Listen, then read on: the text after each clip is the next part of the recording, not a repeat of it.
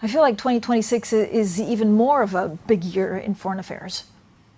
No question, because the United States is undoing its own global order and is in the midst of what we call a political revolution. The U.S. is by far the most powerful country in the world. That is not changing, but its reliability in terms of what it stands for, its political priorities, again, at home and around the world is changing dramatically. And that is putting a lot of other countries, both adversaries and friends of the United States, on notice. What have we learned in 2025 about what the U.S. administration wants to do, and what does that mean for the new global order? Well, it's changing. In 2025, at the beginning of the year, and you and I have spoken through it, we were talking a lot about tariffs. We're talking a lot about the United States weaponizing market access in the U.S. To get more of what it wants from other countries around the world. That was a really big deal on Liberation Day. It is much less so in 2026 for lots of reasons. You've got the Supreme Court ruling on IEEPA coming down shortly, which is likely to constrain the president's ability to tariff. You have affordability issues that are really problematic for Trump at home with midterm elections coming up. And you have the Chinese showing that they are willing and capable to hit Trump in the face, giving back as much as they've gotten. That Trump has to back down on. But as Trump moves away from using the tariff as the principal tool of American economic power globally, he is moving towards military force, where the U.S. is more unilaterally powerful. He is embracing the so-called Donroe Doctrine, which I'm sure you want to talk about. And that is an area that it's a lot harder for countries to force Trump to taco. It's much more, as they say recently, FAFO, fool around and find out. See, what does Venezuela teach us about what Vladimir Putin should be thinking? What does it mean for China, and what does it mean for Greenland? It means a lot more for allies than it means for adversaries. For adversaries, the Russians did not need the United States to invade Venezuela to make them understand that they don't like the existing international order and they want it to be more of the law of the jungle. Russia's problem is they can't execute on that.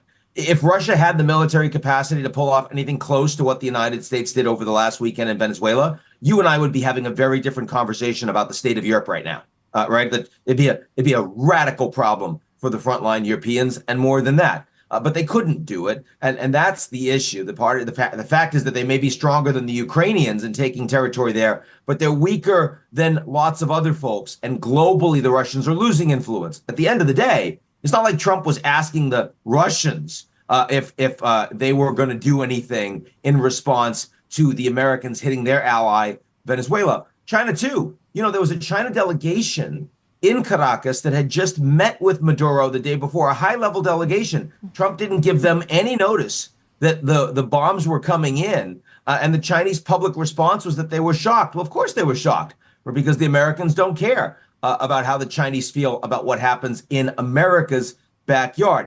Now, the Chinese, of course, feel the same way about their backyard. Again, it's a question of how capable they are to impose those outcomes. What's stopping them from taking Taiwan, which they consider to be a matter of domestic policy, has been how well defended Taiwan is, and whether or not Taiwan will continue to be well defended if America does or doesn't care about it. But if you're Vladimir Putin now, would you not feel threatened after what happened to Nicolas Maduro? You know, Putin has played with Trump toe-to-toe for a year now, and he has given Trump absolutely no quarter on a ceasefire. And he has seen that the response from the United States is that they're going to press Ukraine a lot harder than Russia. Why? Because Ukraine is a lot weaker. They're much more likely to capitulate. And Trump doesn't care about the conditions of a ceasefire. He just wants it to happen, and he wants credit for it. So if you're Putin, I think you feel like this is a time of maximum vulnerability for the transatlantic alliance, maximum vulnerability for the frontline European states. And what you learned from Venezuela, yes, you lost access to an erstwhile ally that you couldn't support in the Western Hemisphere, just as you did when Bashar Assad was toppled, just as you did when the Americans engaged and supported Israel in a 12-day war in Iran. But the much bigger statement is what the Americans are right now saying about Greenland. That feels very strategically attractive for the Russians. They've never heard such good news from U.S. on the foreign policy side since Putin has become president. But what happens with Greenland? Again, this would be the end of NATO if something militarily were to happen. And is this really part of the Dunroe Doctrine, or is this just trying to negotiate like a real estater and see what happens? It is part of the Dunroe Doctrine.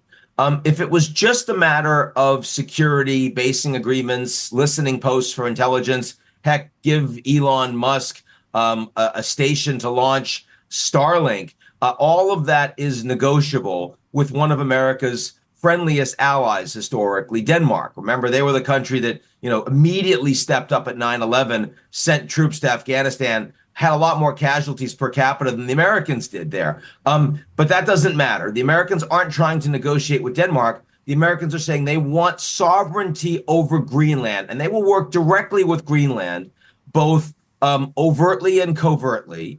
And they'll use both carrot and stick.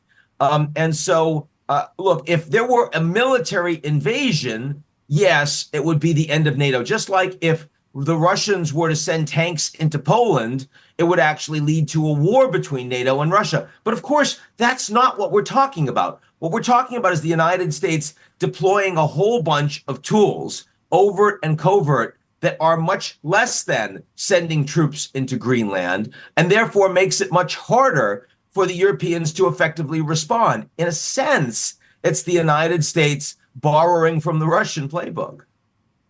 But so what is the right way for Europe to respond? Is it drawing a red line? Does NATO actually actively intervene? How should Denmark react? Well, they're finally starting to. In the last 48 hours, you have seen statements from the Danish prime minister, collectively supported by all of the Nordic leaders and many of the Europeans as well, that makes it clear that NATO will be over if there is an effort to directly take Greenland, not defined very clearly, but that's a start. They weren't saying that publicly a week ago. Look, what the issue is that right now there is a spectrum.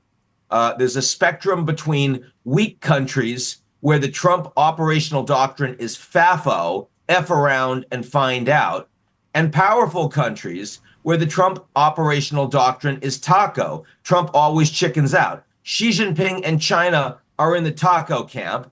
Venezuela and Maduro are, they found out, in the FAFO camp. And right now, the Americans consider the Europeans to be solidly FAFO. So they need to be credible. They need to be able to show Trump that there will be consequences that matter for Trump personally and matter for the United States if the Americans are going to throw away the alliance and undermine the territorial integrity of a sovereign allied nation. That's what they need to do. Are the Europeans capable of doing that?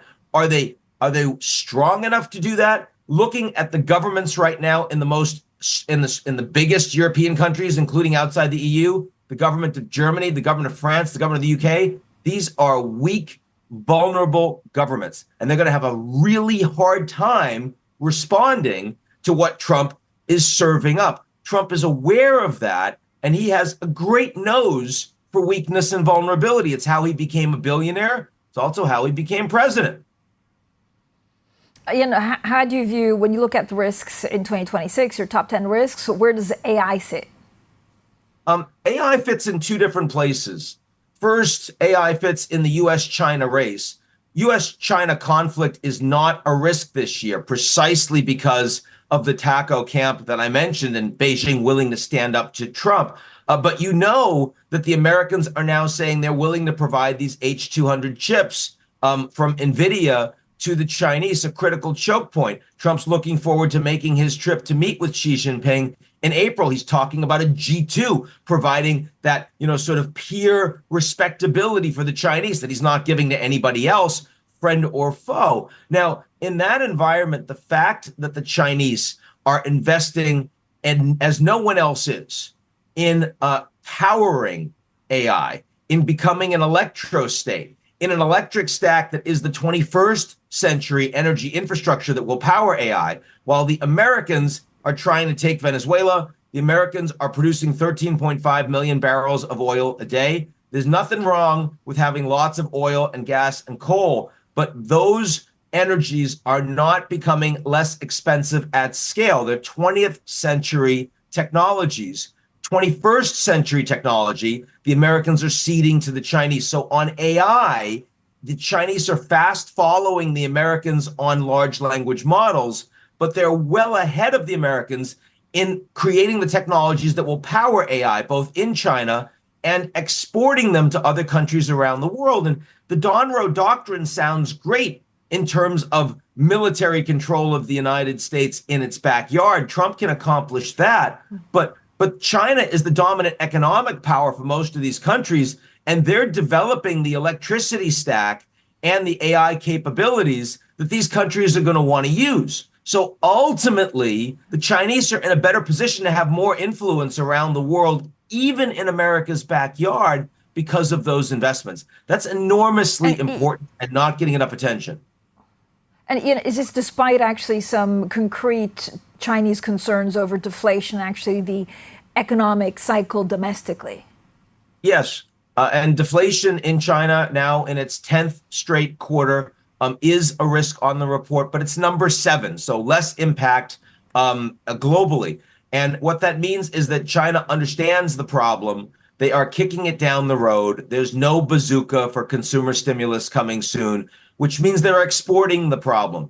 And it does weaken China's influence internationally, cutting against the investments on the strategic side that I just mentioned. Why? Because of that $1 trillion export surplus they had in 2025, which is only going up in 2026. The part of the Chinese economy that is most performing is the manufacturing sector, mostly for export, leading to involution inside China and causing beggar thy neighbor problems with all the countries that are receiving these essentially dumped, inexpensive Chinese goods.